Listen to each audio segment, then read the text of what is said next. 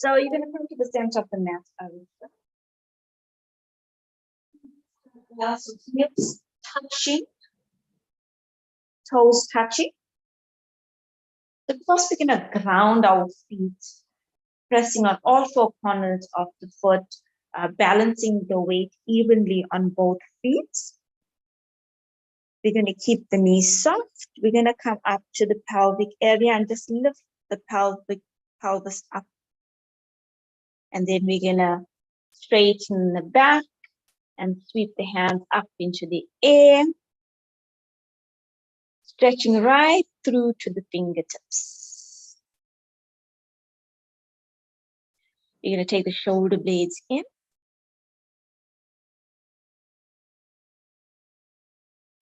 So we have some variations in Tadasana. Basically, the stance is going to remain the same. We can bind the fingers now, Arishka, and just turn the palms facing up and stretch. So that's one variation.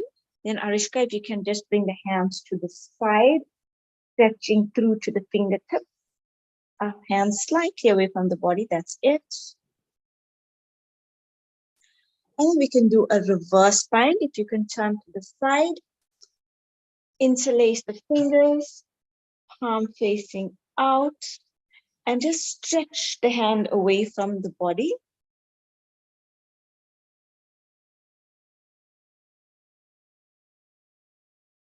And in this pose, the neck and the head is relaxed.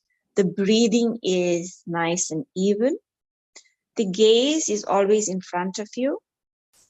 You can also close your eyes, but when you close your eyes, you will notice that you're a little bit unsteady.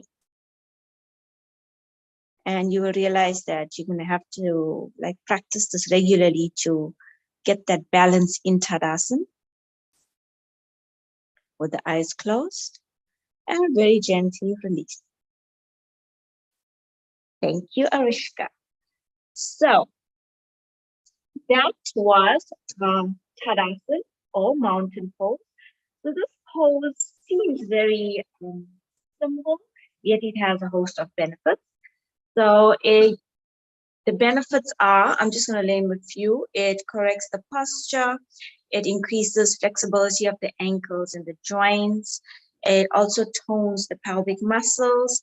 It boosts the function of the respiratory system and the digestive system. It also improves circulation. It boosts self-confidence. I think just the pose itself, where you're taking your shoulders back and you're nice and tall, I think that's where the confidence comes from. So the contraindications, some pose like this, you may think that there's none, but there actually is. So people with vertigo, high blood pressure, low blood pressure, and migraines. So these conditions sort of makes a person feel dizzy. So if the eyes are closed and you are unsteady, these can aggravate vertigo, high blood pressure, low blood pressure, and migraines. But if you're taking your blood pressure medication and stuff like that, then if you're with an instructor, then I don't think you'll have much of a problem, because an instructor will be able to guide you through it. Like I have someone that has vertigo. We do Tadasana all the time, and she doesn't have a problem. But the other thing is that you should not hold the pose for a very long time, because that could aggravate the vertigo, high blood pressure. So also knee and ankle injuries, you should avoid the pose or until those injuries heal. People that have an issue with balance, we already discussed that. But for those that have balance issues, you can always use a wall as a support. You can always stand against the wall. So the mountain pose, we have linked faith to it. Why faith? A mountain is erect and unshakable, and to me that represents faith. A person with unshakable faith is strong in the beliefs, and no one can change or destroy that. All you need, we all need faith to carry on in this in this lifetime. We all need faith to live, to grow, and to prosper.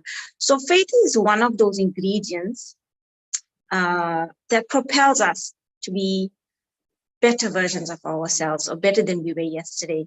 When we think of faith, most of the time we think of religion or spirituality, but faith can be applied in every area of our lives. So there's this interesting story about this pose, and it's about a sage Narada. So it's not necessarily about faith, but the benefit of the pose. So there was a sage, and his name was Narada, and he was a messenger to the gods. So he go from place to place relaying messages. So one day he was on his way to Kailash, and that's where Lord Shiva lives. So on his way there, he meets a boy reciting Vedic hymns, and he was so enchanted by this boy and the vibrations of the hymns, and he decided he's going to study the Vedas. So as he continued the journey from that point, he became thirsty. So he he sees a little hut not far away. He goes to the hut, and there he meets this young woman with a baby. And so he asks her for something to drink. And so she, him being a sage, she offers him a meal and something to drink. And so while he's partaking of his meal, the baby starts crying. And so the lady gets up, she rushes to her baby, and she starts singing to him. And her voice is so melodious that the baby stops crying, and the sage is now so enthralled by this, now he decides, okay, I'm going to become a melody singer. And once I'm done with this sending the message, I'm going to definitely get involved in singing. So as he continues his journey now, he becomes a little bit more hungry, and he sees a man under a tree. So he approaches this man to ask him if he has anything to eat. The man says, no, he had some apples. He just finished eating. He doesn't have any, but he can get him some. So he takes his bow and arrow, and he shoots 2 apples in one go. Once again, the sage is so excited. He's so delighted. He decides, you know what? I'm going to become an archer as well. So once he relays his message, he rushes off now to a rishi. And I think it was Rishi Gautama, if I'm not mistaken. And he says he wants to learn the Vedas. So he spends a few months learning the Vedas. After that, he goes to a sage to teach him archery. And he spends a few months there. And thereafter, he goes to Mother Saraswati, who is regarded as the goddess of music. And he asks her to teach him music. So after learning all of these things, spending a few months in the different places, he goes to Lord Brahma, who is the creator, and tells him about his newfound skills. So Brahma says, okay, demonstrate. So the first thing he tries is archery. But unfortunately, as he tries to shoot the apples off an apple tree, he misses the target. Then he attempts to sing, and he can't even stand his own voice. Then he attempts to recite the Vedas, and his memory fails him. So now, needless to say, he's upset. And so Brahma tells him to practice Tadasana, the base of all yogic postures. And he said to him that by practicing this pose, Narada will eventually get a passive mind, and that will help him become a better observer. And then he will have immense concentration. And this will then enable him to observe himself, and he will then be able to choose what he likes and gain mastery over it. So that is Tadasana. And that's a little story about Tadasana and the benefits.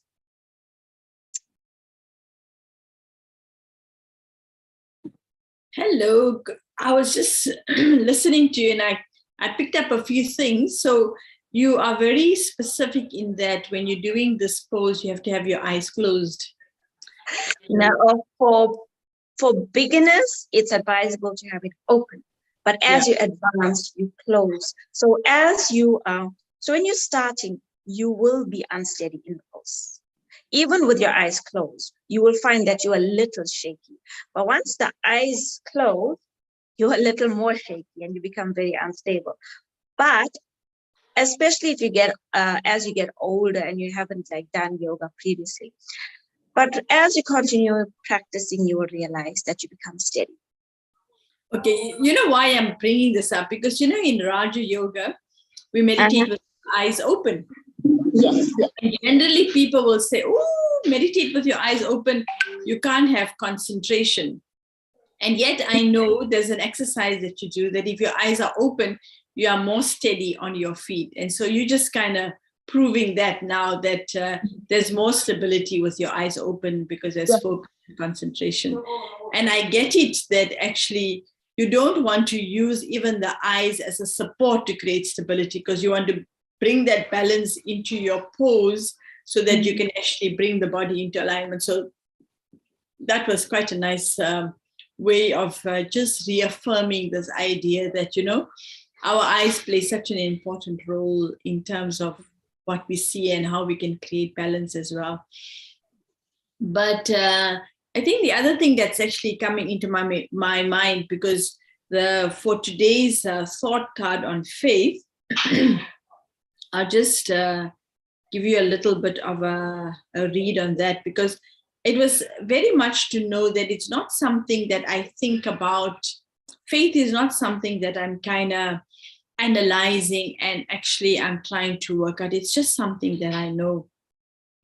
And so with Narad getting constantly inspired by somebody else's good talent to try and make that his, it's like showing you that I can't really attain anything if I'm looking outward for an aim and objective. And so by giving him this pose, the mountain pose definitely is saying to you, you're not going to take support from anything that you see with your eyes, nothing. You have to become self-confident. You have to become self-contained.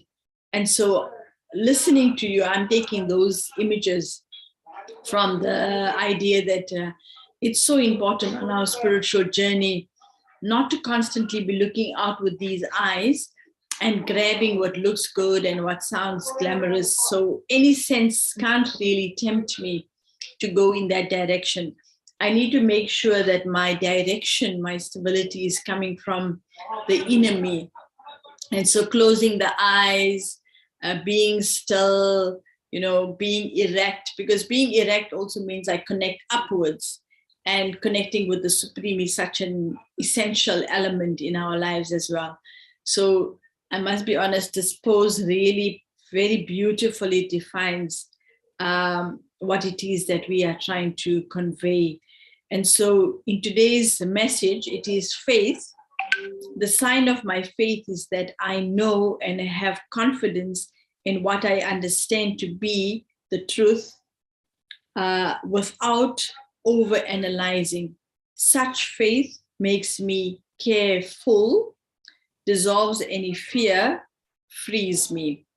So it's really beautiful for us to see that in life there are so many beautiful things that happens just by turning inward.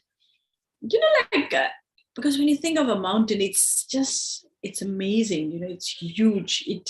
When you're in front of a mountain, and I have this experience whenever I'm in Cape Town, is that wherever you go in the city, you can always just see the mountain. And it's something about being in the presence of the mountain that is so, like, it's protective. It has that feeling of giving you security, shielding you.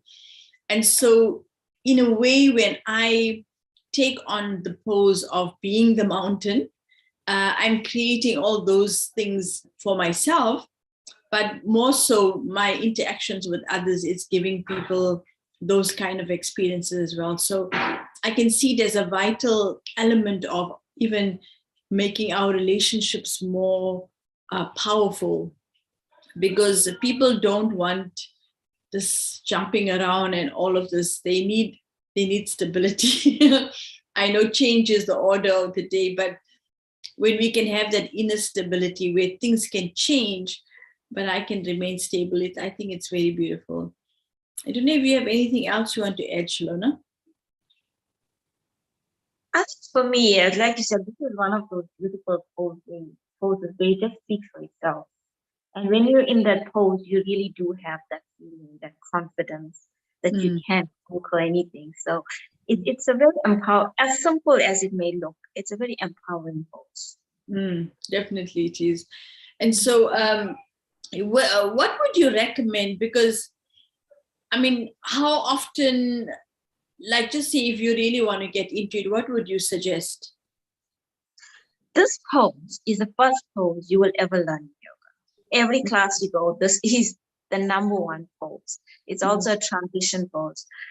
So I think daily, even like if you can do like if you're doing the dishes, right? Just ground on your feet, stand on both feet, make sure you're balanced on both feet, and you will realize as you become aware of that how unsteady or how imbalanced we are. Because I've noticed myself that sometimes you tend to put all your weight on one leg. You don't have that grounding. And I like there's one of the founders of yoga, BKS Iyengar. He once said, before you stand on your head, learn to stand on your feet. So I think just basic standing every day will help you. And if you actually want to practice it in a sequence, then a daily practice, it's fine. But like I said earlier, the contraindications, people with vertigo, high blood pressure, low blood pressure, don't hold the pose for too long. Those that are unsteady, stand against a wall, or even you can have a chair. The beauty about yoga is even the poses that seems inaccessible to you, we can always modify using props to make them accessible, or most of the poses, should I say. So so Tadasana can be practiced all the time, anytime. You just got to be aware. So, that pose where we did where I can't remember the name, but when you're sitting on your haunches, what was that pose? Virasana, right? The quality is brave, I think, no? So what I felt, or that now when I'm meditating, I use a few minutes at the end of my meditation to sit in that pose. So I kind of like incorporate it. So I don't have to do it in my yoga exercises, but it actually comes in my sitting posture.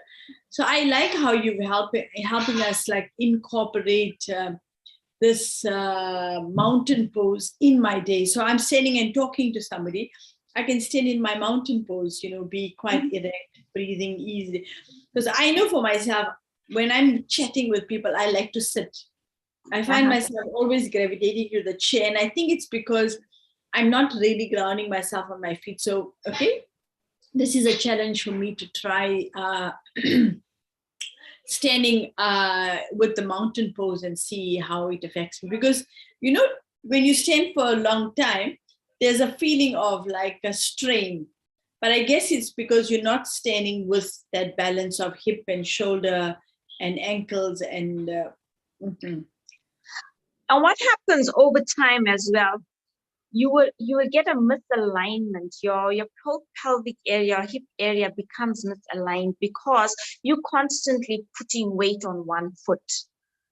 So that's also where we experience lower back pain, hip pain, joint pain, because we're not standing properly. And also with Tadasana, if you ground properly from the feet up, you actually eliminate issues with posture, because it's going to correct your posture. And most aches and pains come from that misalignment. Yeah. And you know what? It's so true, because see, whether it's sitting, standing, and I think I was telling you about that Virasana. It's Sister Vedanti, who's the regional coordinator. So she would just sit in the car in that position, and in a sense, it'll like give you benefit. Sitting a whole hour for 5 minutes, if you had to be traveling in a car, and for 5 minutes you do that pose, there's going to be definitely benefits. So I like the idea, just like how when I think about Raj Yoga, it's not about how much I sit down and I meditate, but it's how much I take this consciousness into what I do. So as I'm moving around in this body with the awareness of who I am as a spiritual being, and not getting drained by the material demands, what I'm actually doing for myself is I'm remaining the Raja, the king, Mhm. in the center of my forehead. So, I guess with everything, the importance really is the integration, because we're not going to have enough time to do everything separately. So, Shalona, going forward, and I don't know, we didn't really quite chat about this, but I think we did say that as we're coming to the end, we'll create like a sequence, right? But I'm Mhm. also thinking maybe you can highlight to us, like we identify 2 poses. If there's other poses that, I guess the chair pose is also something we can incorporate in terms of, but then Mhm. we normally won't sit in the middle of a room without a chair. It will look a little bit funny, right? So, if you can suggest, like I'm thinking if I was brushing my teeth, that could be a nice time to do the chair pose. Uh, I don't think so. why? I think you will be more it's a good idea. It's a good idea if you bring your awareness to the actual act of brushing your teeth and not what your body is doing at that time. If you can do that, then you're good to go. Okay, But if you don't, you see, I'm kind of now fast forwarding this whole process because, we as we culminate our event, I want us to say, okay, what did we take away from this, and what we're going to implement, instead of just saying, okay, it was nice, we did yoga month for the month of June, we ticked a box, we were in tune with the world and in all of that. But for me, I mean, even this morning I was thinking about it. I really have some plans of actually, and I haven't chatted to you, but we'll definitely, I have a real interesting thing that is coming up of how we can go deeper into this thing, because I really feel if we can't bring things into practice, we're just entertaining ourselves. And I so don't, and it's not about not being happy. We should be happy, we should really, but when it's entertainment, it's a pastime. I like it to be something that adds value to our lives. yeah, so yoga is like you said, it's not something you're just gonna tick the box. It's a lifestyle. It becomes a lifestyle. Mm. And when it becomes a lifestyle, then only will you experience the host of benefits that it has to you. So yes, you can use certain poses like Tadasana. I think is one of the best poses that you can practice Mm. um, during your day. You can be in a mall and you can be practicing Tadasana. You Mm. know, you can You have you to can. stand in a queue. You have to Oh, stand in a queue. exactly. You have to wait. Yeah. So any Uh-huh. standing posture that asking can actually be. I'm already Exactly. my shoulder blades going backward. But imagine if you're going to an important meeting or you're going for an interview and you practice tadas, and by the time 5 minutes of that, you already boosted your confidence, your self-esteem, and you're walking in there more confident. So that's an excellent one, I think, to practice all the time. The other one, if we're working on our balance, is tree pose. So you're doing the dishes once again, just stand in tree pose, then change to the other foot. So you can use tree pose as well. Chair pose is an option, but it's not called Utkat Asana or fierce pose for nothing. It is an intense pose, and if you can do it, why not? So there are a few. I'll just have to think about it more. Yeah, no. And and then there's also like before bed. Okay, we haven't reached Balasana yet. We're gonna do it one of the days, maybe tomorrow or the next day. I'm not sure. I think it's tomorrow. So Balasana is before going to bed. You can do it on your bed. You can do it to just get that stretch, and it's very relaxing. It's a good pose to do. So yeah, there's many things you can do. You can do before you go to bed. You can do Viparita Karani. That is legs up the wall. So basically, you in an L shape, your leg is up the wall. So you can put your legs against your headboard while just for a few minutes. Yeah, but this the corpse pose which we're going to do on Wednesday, that also is kind of nice little bit of a relaxation, no? I don't know about the bal asan. That's a child pose, right? So that's also a very relaxing kind of a soothing thing to do. Anyway, let's go. It's let meditate. Look, our time for meditation has run out. So Uh-huh. I thank you so much, Shalona. Thank you, Arishka. Let's take a few moments and just turn our attention inward. And let me close my eyes to the senses of the world, or let me close all my senses to the influences of the world. And as I turn my attention inward, focusing on the real me, I help myself step into my own power, knowing my true strength. I am not hijacked by the limited whims and fancies of the world. I'm not distracted by the speciality and the gifts of others. I turn the eye of awareness onto the inner being, and I begin to realize and acknowledge what is the most important, significant, and purposeful things that allows me as a soul to express myself. And I take these few moments to really look inward and give attention to myself, that which is valuable, that which best defines who I am, that which allows me to express myself and offer my gifts as a service to the world. So as I scan the inner realms of my being, I connect with me, this beautiful, sparkling being of pure energy.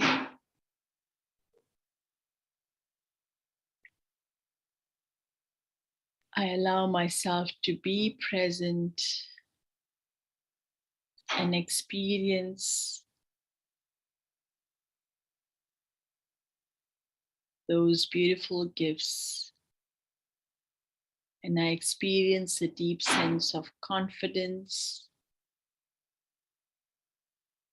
I am carefree, uninfluenced.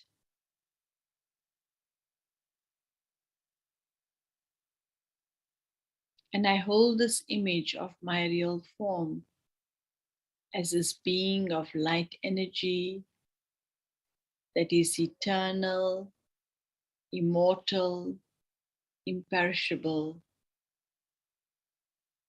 And in the silence of my true self,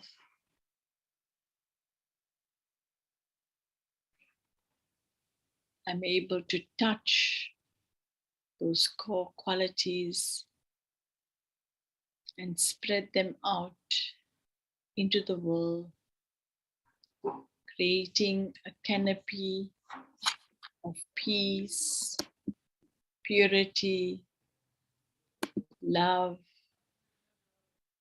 happiness, joy, wisdom, and power into the world. And I become that image that continues to support the world with these qualities. Om Shanti. Have a beautiful day.